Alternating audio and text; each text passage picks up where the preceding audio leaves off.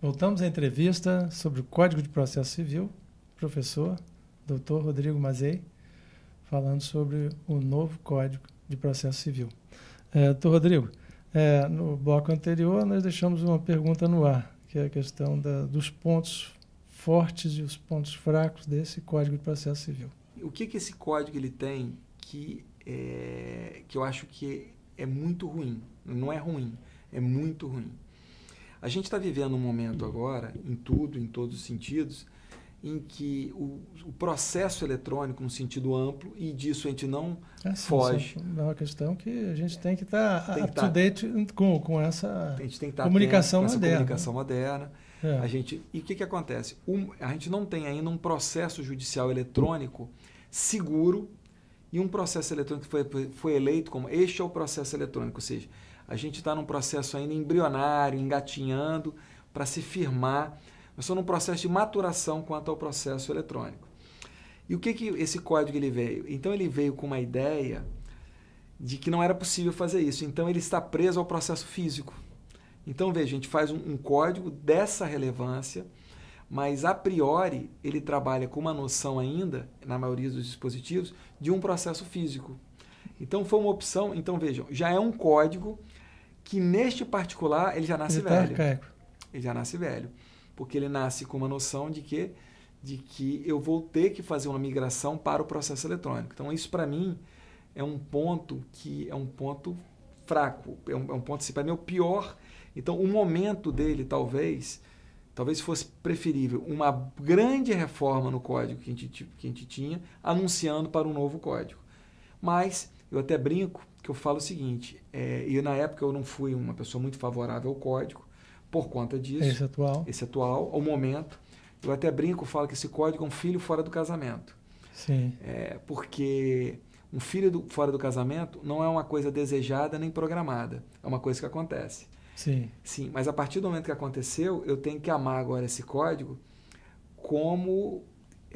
um filho que eu tive dentro do casamento, eu tenho que amar igual. Ele tem o mesmo direito. Ele continua sendo seu filho. Então, ele continua sendo meu filho. Então, agora eu tenho que amá-lo e, como todo filho, ver as virtudes, mas eu não posso deixar ver os defeitos para tentar educar. Importante o pai ver os defeitos do filho para tentar educar. Então, esse é um defeito, digamos, isso é uma coisa que a gente tem que estar ciente. Isso não pode ser regulamentado?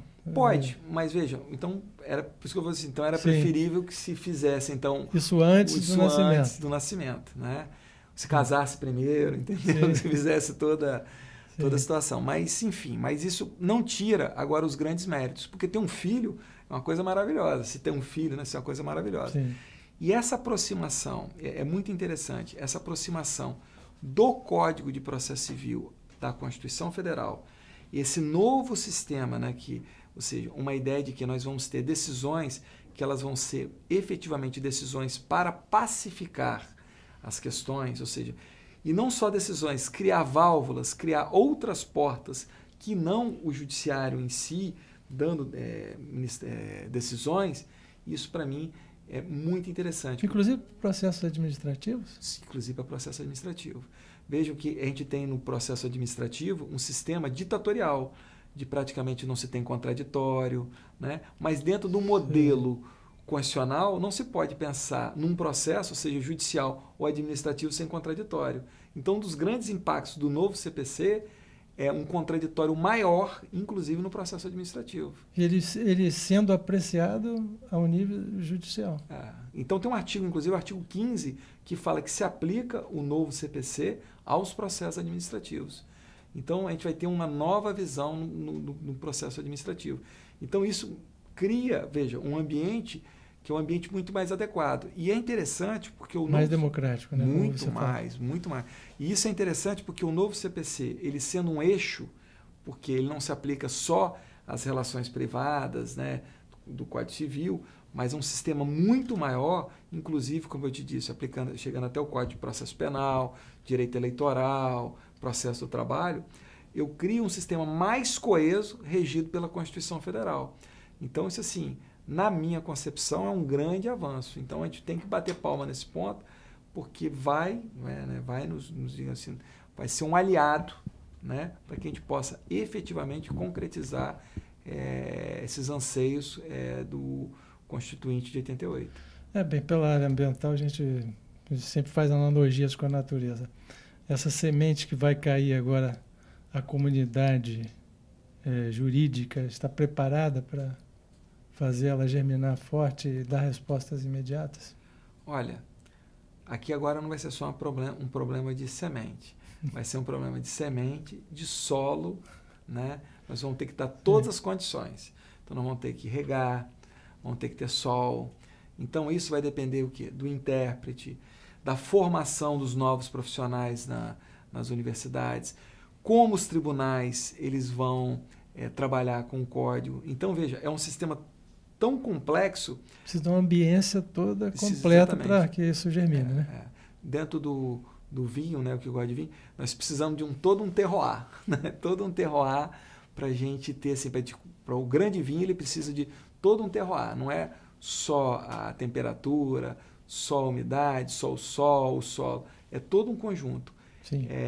Então, a gente se espera desse código que ele tenha todo esse ambiente. E, sem dúvida, uma das figuras mais importantes aqui, tal como eu falei do vinho, que é o enólogo, né, que ele vai trabalhar, aqui vai ser o operário, né, como o enólogo é o operário das vinhas, aqui vai ser o juiz, o operário que é o juiz, o advogado, né, o promotor, ou seja, aqueles que efetivamente vão estar trabalhando com o código. Certo. Bem, nosso tempo está quase chegando ao final, eu queria que você falasse uma síntese do que vai ser esse código em algumas frases. Olha, eu posso te dizer o seguinte, esse código, ele é uma promessa, ele cria um ambiente que ele é uma chance, digamos, é quase como se fosse uma chance para termos, de fato, um processo mais adequado, como eu já disse algumas vezes, ao que se pretendeu com o modelo constitucional de 88.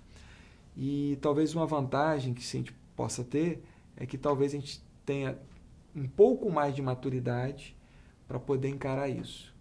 Então, se eu posso dizer o seguinte, todo o sucesso desse código vai depender do nível de maturidade e de vontade que nós vamos ter com este código. Ok. Muito obrigado, doutor Rodrigo. Parabéns aí pelo trabalho que tem feito pelo Brasil afora. Muito obrigado.